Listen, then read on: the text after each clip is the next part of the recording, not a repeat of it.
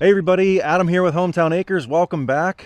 I've got no plan on what we want to do here today. All I know is it feels like the first day of spring. It's about 60 degrees right now, supposed to get up to about 70, and I want to take advantage of this warm weather. One thing I know I got to get done first is I've got to do my first service on this excavator. We bought it with about 620 hours on it. It's got about 970 hours on it now. And I don't know about you guys, but I'd rather be busting knuckles when it's 70 degrees out than when it's 30. So I want to get this taken care of and then we'll be good to go. I don't know what we're going to get into after that. Maybe a little bit of sawmilling, maybe a little bit of firewood. We'll just have to see how the day goes. All right, so we got the excavator pulled up here to the shop. Gave it some time to warm up in doing so. So engine is nice and warm to change the oil.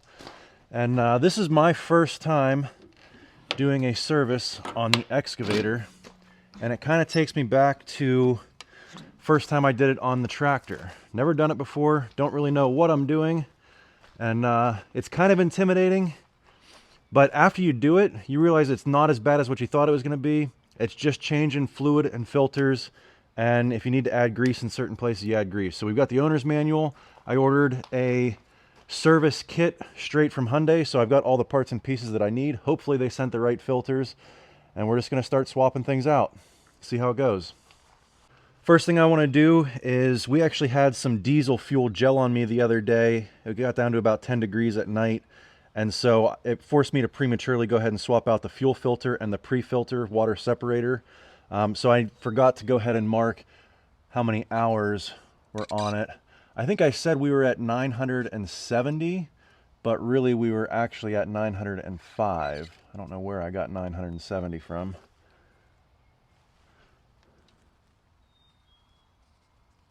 All right, so we've got everything laid out here. We've got our owner's manual, air filter, secondary air filter that goes inside the primary air filter, hydraulic oil filter, engine oil filter, and inline hydraulic oil filter, and then our fluids here. Let's go ahead and start with the engine oil while the machine is still warm and the viscosity is down nice and low, so we'll get it to drain all the way down to the bottom. Now, in looking at the engine bay here, it does look like everything is pretty accessible. Like I showed you before, this is the water separator or pre-fuel filter. There's the fuel filter. Here's the engine oil filter. The only thing is we've got a skid plate on the bottom here we're going to have to remove to get access to the drain plug to drain the oil out of the case. All right, let's see what we got here.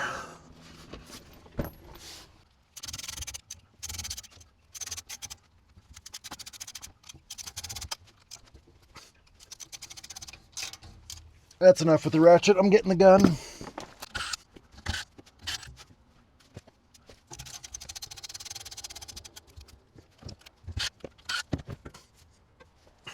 Yep, there we go. There is the oil reservoir, and there's the drain cap. Interesting bolt style they got here. They got one that looks like it's a finger thread, and then they got a bolt on there. So I don't know if when I loosen this, if that is going to let the oil out. I've got multiple pans here because this is supposed to be 3 gallons of oil. So let's go ahead and loosen this up and see what happens.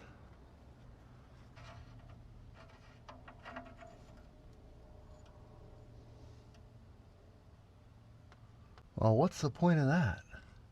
I don't know. I guess we got to get a wrench on that other one and see what happens.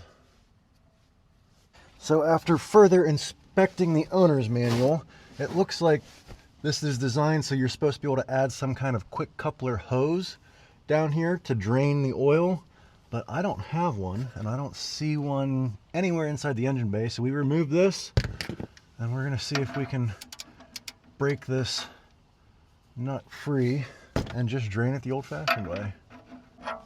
If anybody's curious, that is 1 1/16 size bolt.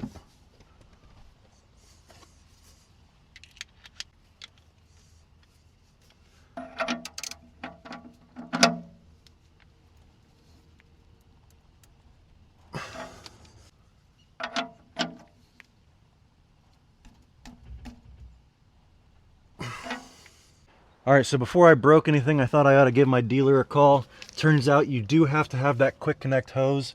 There is what the drain bolt looks like You can see there's a little spring inside there that quick connect hose will decompress and allow it to drain. And he said, you know, looking at the parts diagram, there is a copper washer that goes around there, so you should be able to break that free, but that quick connect fitting there is about $300. So the last thing I want to do is break that. Awfully annoying that, you know, everybody else just puts a regular bolt on the bottom of their drain reservoir. I get why they do it. It's going to make a lot less mess when you're draining it. But if you're going to do something like that and make it easy, put the part somewhere inside the engine bay, easily accessible, and don't make you have to order it. You know, right now I'm in the middle of doing this project. I figured I'd just be able to drain the oil and have this all done in one day, and now I got to wait to have that part drop shipped to me overnight. And it's $43. So the thought is nice. It's going to make changing the oil easier if you have the part, but if you don't have the part, it makes changing the oil harder. So I'm not a big fan of that. All right, with all that complaining done, let's go ahead and work on things that are within our control. So we'll work on getting the air filter cleaned out next, or replaced actually, not cleaned. I remember this the last time I took this out and blew it out. This is kind of tough to get in and out of here. There's really not enough clearance.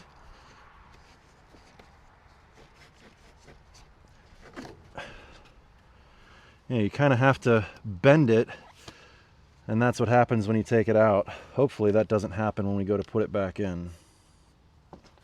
I will say the filter system on this machine is very good. They usually have double filters on everything. Like I said, they've got a pre-filter for the fuel and then a regular fuel filter. Same with the air filter. Primary, secondary air filter.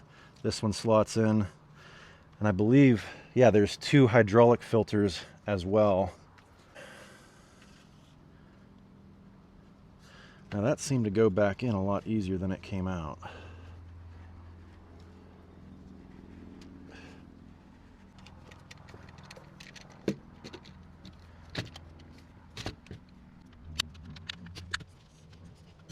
All right, that's how that's supposed to go. Nice, quick, easy filter change. All right, so the next thing we're going to change is going to be the hydraulic filter, which is right inside here. And another thing we need to check is our hydraulic fluid level. It looks low right now, but that's because we've got a bunch of fluid in the cylinders. So the tank reservoir holds 16 gallons, but the total system is 29 gallons. So what they recommend is to fully extend, or I guess fully retract these hydraulic cylinders to force all of the hydraulic fluid back into the tank and then get a reading on whether we're high or low.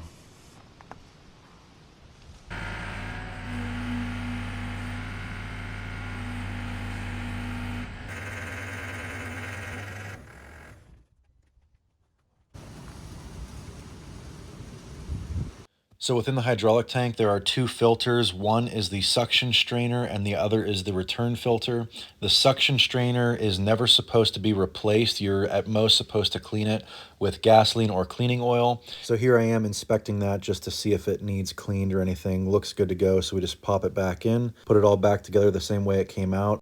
And then we can go ahead and start tearing into the return filter. Once we get the cap off of there, you'll see there's a couple different parts and pieces. First, there's a spring, then there's a bypass valve, and then the return filter itself.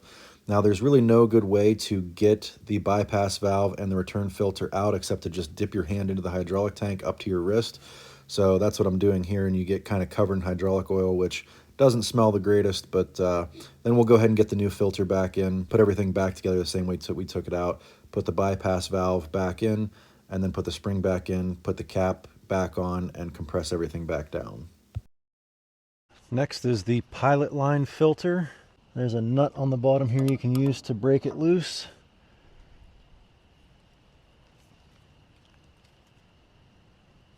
So I could actually feel the crescent wrench starting to round that nut on the bottom of this filter housing. So I put the crescent wrench away, went and did the right thing and got a socket on there.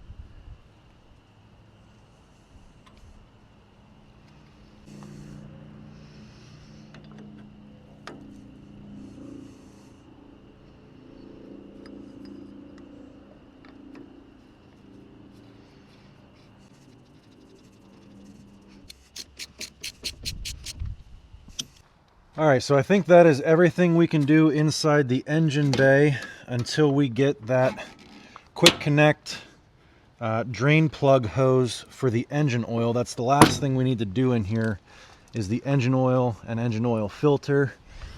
But the other thing that we can still get done today is the final drive gear oil. So we're gonna do that next. Before you change your final drive gear oil, you want to track the machine around a little bit to get that oil warmed up. So that's what I'm doing here is I'm taking it down to the bottom of the driveway, back up, just so that viscosity will allow the oil to drain completely. All right, so changing the final drive gear oil is pretty simple. You've got 3 bolts here, your fill, your level, and your drain. So we're gonna bust loose this drain bolt first.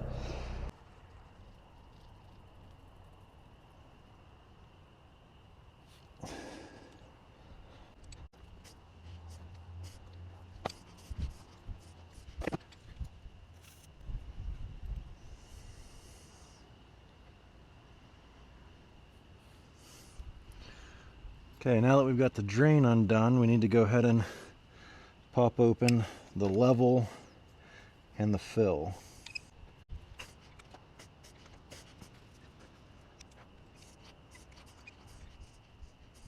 Well, it's a good thing we're doing this now because it appears as though there was barely any gear oil in there. That can't be good.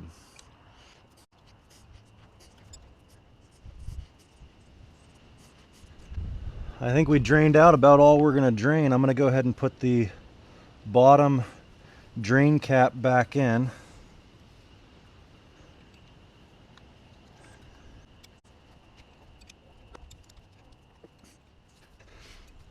And then the idea here, you put your SAE 80W90 weight oil in the fill, and when it starts spewing out the level here, you know that you've got it as full as it's supposed to be. Put the level cap back on, fill cap, and you're done.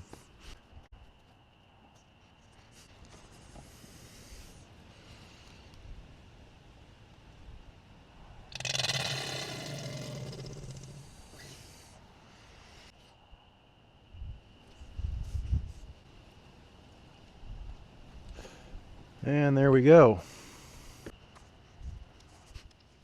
Tighten these back up and we'll check the other side. Hopefully the other side isn't as bone dry as this side was. You're only supposed to change this at your initial 50-hour service, which I didn't own the machine at 50 hours, and then again at 1,000 hours. But I'm gonna, now that I know that this was bone dry, I'm definitely gonna keep an eye on this and check it more regularly to make sure that it actually has fluid in there and it's not leaking.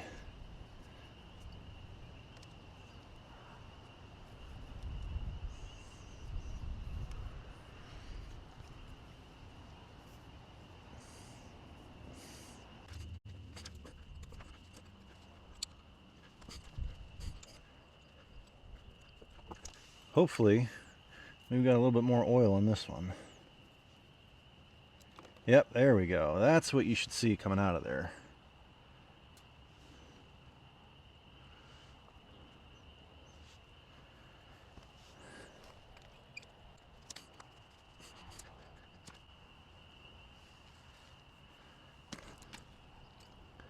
I think what we'll do on that other one, because there's nothing in there to really drain out any of the gunk that may have built up in there, we'll let that oil slosh around in there for a tank of fuel or two, and then we'll change that side again, let it kind of accumulate any buildup inside that housing, and then basically just flush it all out.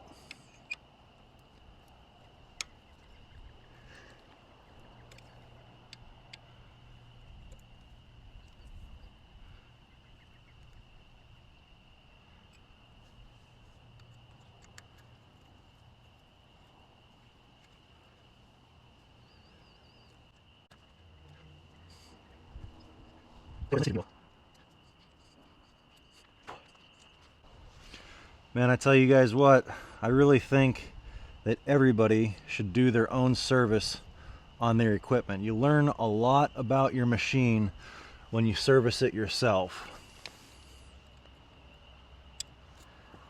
Like if I had taken this somewhere and they told me, hey, your right final drive was dry keep an eye on it and they did all the service and I didn't do it myself, I'd have no idea what they were talking about. But because I've done it myself, I know what I'm looking for.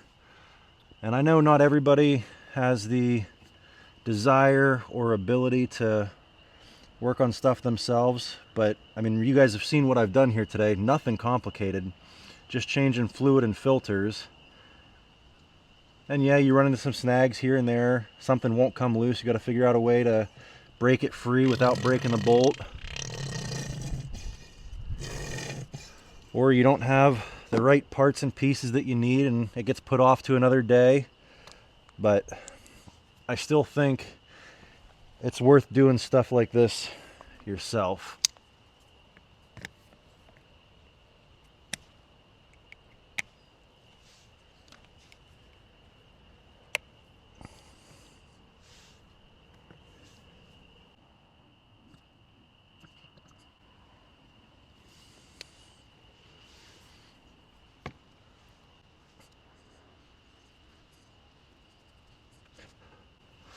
Not only learning your machine, but saving money too.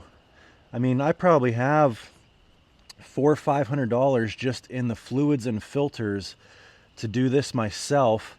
And I bet you to pay somebody to do it, you're probably looking at $1,000 or more. So, gain a little bit of life skills and save some money all at the same time. Sounds like a good deal to me. All right, so it's the next morning and I just got back from my local Hyundai dealer where I picked up my Quick Connect drain hose. And it turns out I may have to recant my earlier rant. Supposedly, these do come with these machines when they are new. However, I bought mine used, and I was thinking that this would have been stored somewhere inside the engine bay. And after going up there, they said that they actually, when the machines come new, they keep them inside the glove compartment above the back seat. And I have no idea, since I bought this used, whether this is still up there. So we're going to find out right now together whether I just wasted $43 if I have one inside the cab here. Let's find out.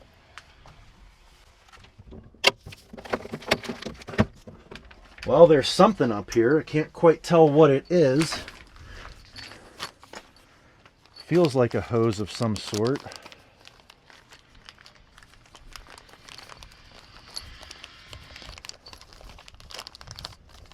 Almost kind of looks like somebody's homemade version of the part that I just got. Well, there's some extra O-rings. No, all right, that makes me feel better. I did not have that part. I've got some extra bolts, some rings, rubber rings, and some bolts. So I did not have that part. The previous owner must have taken that out of the machine. So anyway, this is the part that we need. Let's get it opened up and get the oil changed in this machine. All right, so we just got the excavator all warmed back up. Let's go ahead and see if this Quick Connect hose is worth the hype. One thing I could tell you already that I don't like about it is this is plastic. I don't see that lasting very long. I mean, I guess you're only using it once a year, but it's threading on to something that's metal, and it's a compression fit to compress that spring valve in there. So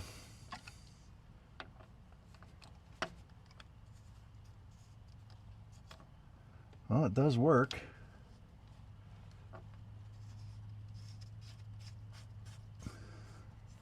I can already see it filling up with oil.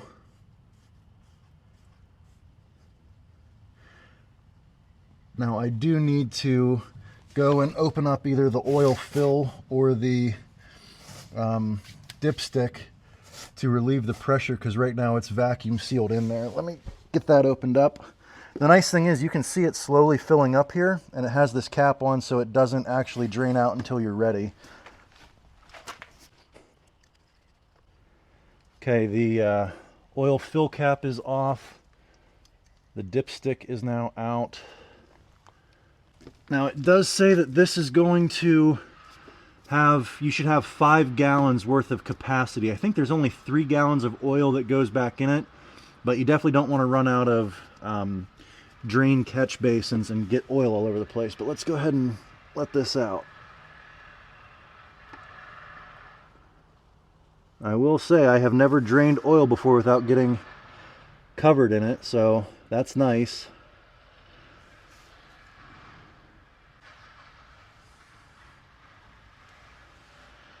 So as you thread that on there, it decompresses that spring valve and allows the oil to flow freely.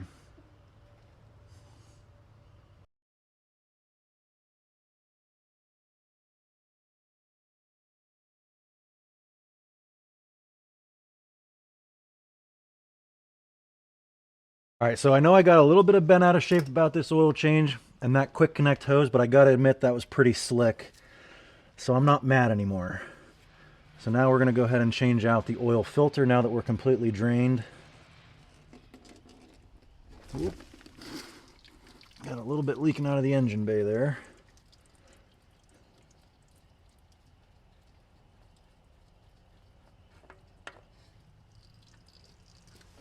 Grab our new filter and some fresh oil, coat the seal,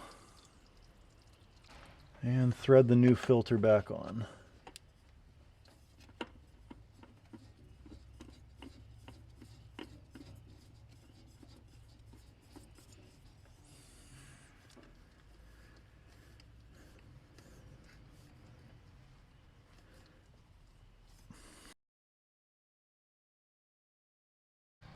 All right, so now we just get to do everything in the reverse order, and hopefully this spring valve doesn't stick open when I go to unscrew this and leak everywhere.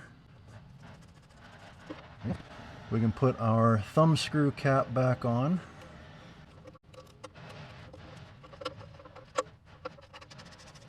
Okay, and then put our skid plate back on. This is going to be fun. I feel like trying to hold this up here and get threads started.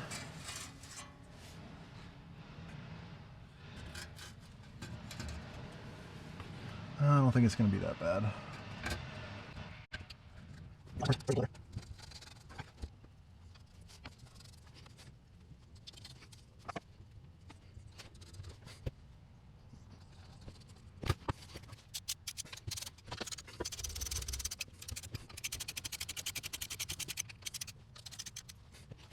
All right, nothing left to do now but fill the oil back up.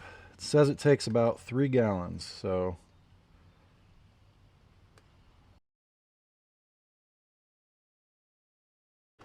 In case you're wondering what kind of oil I'm putting in here, Lucas 15W40 diesel engines.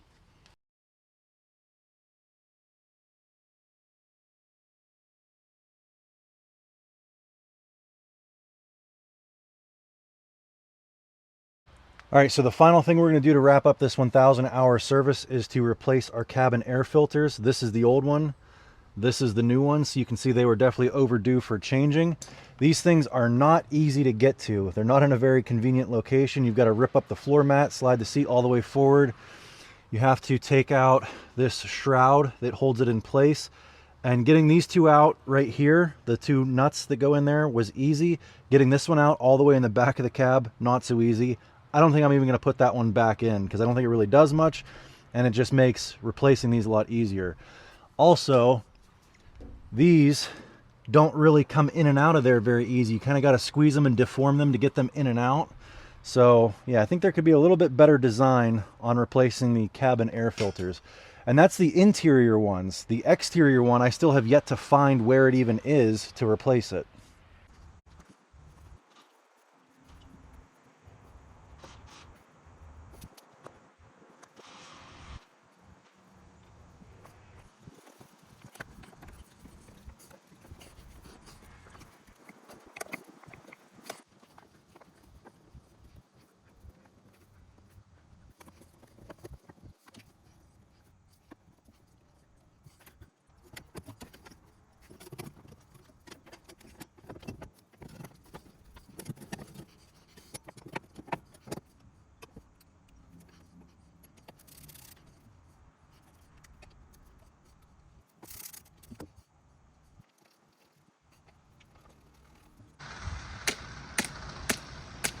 All right, so we just finished the interior cabin air filters, and there was nothing easy about those underneath the seat in that location right there, getting that panel out and getting the filters out. And luckily, I just got a call back from the dealership about the exterior panel, And there's nothing going to be easy about that one either. So that one, in the owner's manual, they make it look as though it's somewhere right in here in the back of the cab. But there's, if you look, no air filter there. And then you've got your fuel tank and hydraulic tank. Well, what they don't tell you in the owner's manual is that you have to tilt the cab. I don't know if you can look right in back there. It's not focusing, but there's that little panel in there. That's where that filter goes. So we've got to tilt the entire cab up to get access to that outside air filter. All right, guys, well, tipping the cab up and replacing that fresh air intake for the HVAC system is not going to happen today, and here's why. There is a bolt right back there that you can see, and a bolt right back in there. And what that does is that allows the cab to release from the base, and then you've got a bolt underneath this housing here that you can see you turn, and as you turn it, it will raise and lower the cab and tip it up, which will then give you access to that filter that's on the back of the cab in that crack right there. And I can't get those bolts for either in too tight of a spot. I've tried ratchet extensions, swivels, swivel ratchets, swivel heads, and I just can't get them to break free, and I don't really want to break anything today.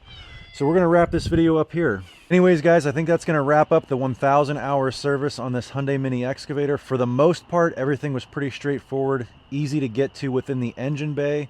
The thing that really ended up giving me the biggest fits was just the HVAC air filters within the cab and on the outside of the cab that you'd have to raise the entire cab to get to. Not a great design, but for the most part, everything else was pretty straightforward. Like I said before, I think everybody should work on their own equipment. You get to learn it a lot better. At some point, I will tip this cab up and see what that process is like and how difficult it is, but that's just not going to be today. Anyway, I hope you guys enjoyed this one. If you did, give me a big thumbs up, click that subscribe button, and I'll catch you on the next one. Thanks for watching.